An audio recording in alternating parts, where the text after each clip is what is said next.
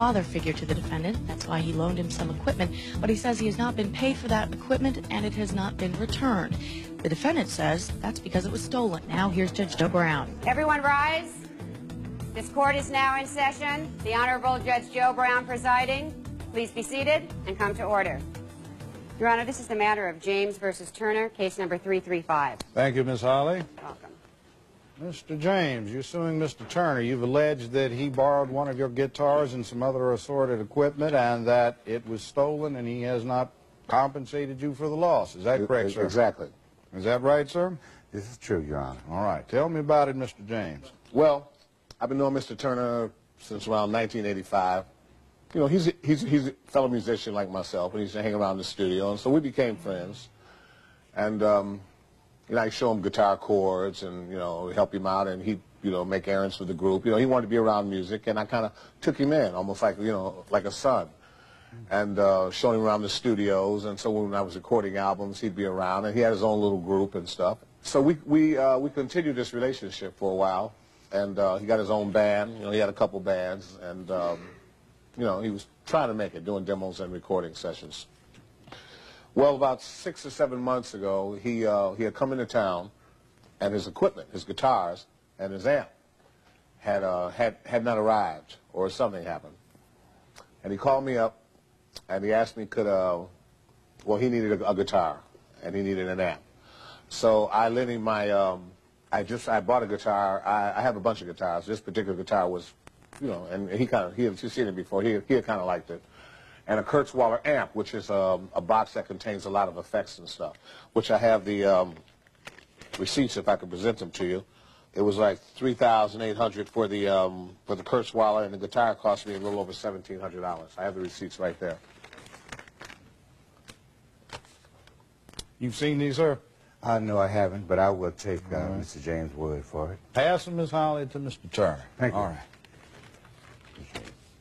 Anyway, if I may continue. Yes, sir. He called me up. He was in desperate, dire need to. He had some kind of gig he had to do, and he had called some other musicians, and they weren't around. So he called me up. I said, "Sure, you know, here, I'll let you use the Kurzweiler, because you know I'm all about helping musicians. You know, if you're a friend of mine, I think you're a friend of mine. I'll give you the world." He told me that he had taken the guitar and the amp and put it in his car. Somebody had broken into his car, taken the guitar, and taken the amp. So I take it you've not had the guitar returned, and you've made a claim to him for the loss. Yeah, I mean, I told him. I mean, I didn't really get into detail how much things were worth, because money is really not the objective with him. It was friendship. This stuff, you know, it costs a little money, man. You know, I'm building my life and my career back together. Pay me. I said, whatever's conducive for you, you know. So I said $200 or $300. So we worked out a thing. And he ended up paying me. He gave me a couple of payments. I think one time he paid me $200. Sent me a payment another month of $300. And the payment stopped. I mean, there was nothing. Yeah, but why? 500? Wait a minute. Yeah, but we're going to get into why. Hello, you just hold on for. I'm sorry. $500 you got. Yeah, somewhere around there. All right. He's going to get into this thing, but seeing that this is my time to talk, I'll just finish telling you. Then we got together at a Club Billboard on Sunset, a bunch of us, and people were drinking a little bit, and no slight on my friend JT, or my used to be friend, but you know there's a little sugar in his tank, you know. I mean, there's a little a little sugar going on up in there. Don't say that, Rick. Don't say that. What he's basically homosexual, okay? Now I have a problem with that, because I love him still, okay? I mean, you know, I'm not, you know, I'm straight, but I don't have a problem with homosexuals. You know, they're in my life. I love them. I embrace them. I don't have a problem with it. This particular night, he had a little bit too much to drink, and you did have a little bit too much to drink.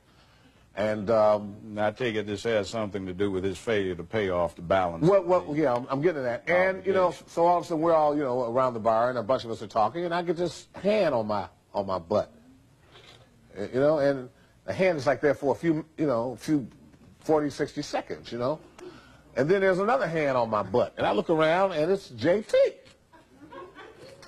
Now, hello. And then he goes in and comments, well, you know, Rick, it was an accident, you know, or something.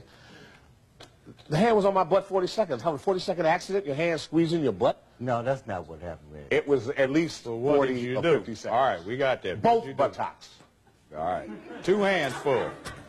And so I went off on him. okay? You know, I got friends around and stuff, you know, and I know he likes me, you know, and I mean, I never thought it was that way, a sexual kind of thing. And it's not. I never thought it was. Don't interrupt. And I always try to explain to him, Super Freak was just a song I wrote, okay? It was just a song. It really didn't mean a whole lot of things. It was just a song that made me some money and it got me famous, but it really did not entitle hands on the butt. There were no men's hands on my butt. That's a no-no. And I tried to tell him that, and I went off on him, and maybe I was a little loud, and maybe it was a little boisterous, and I embarrassed him, but after that, the hands continued off my butt.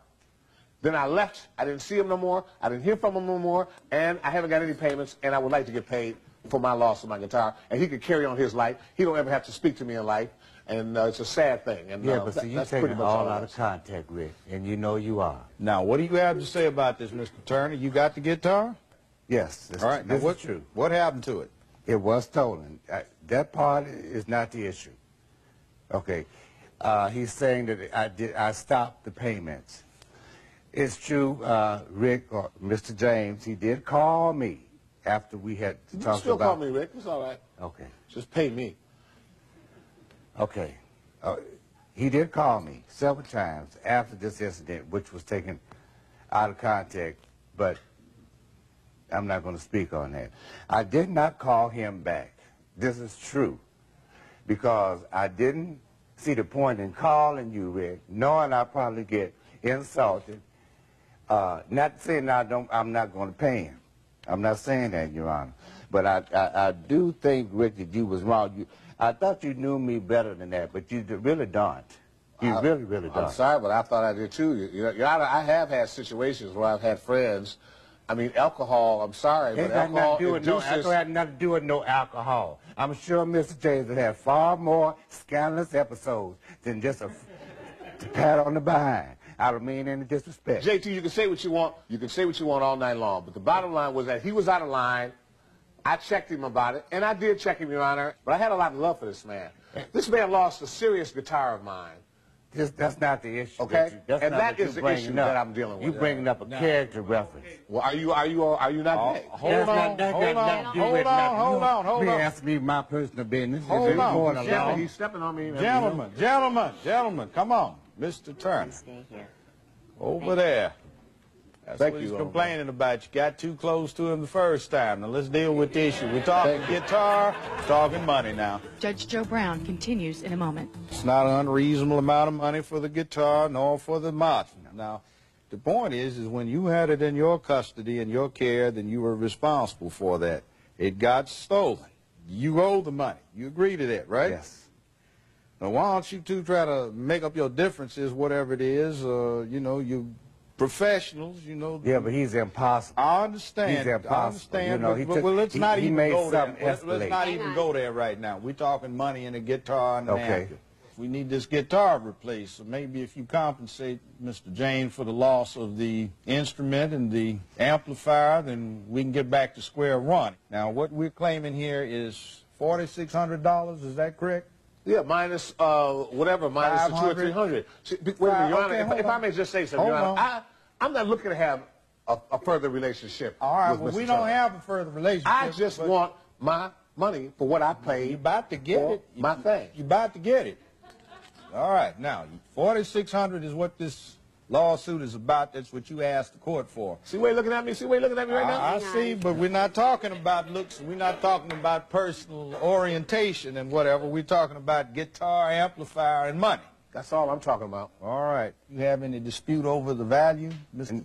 No, I don't, Your Honor. All right, Mr. Turner, then you owe that. That's $4,600, Mr. James. That's what you asked for. That's what you get. This court is in All right. recess. Thank you.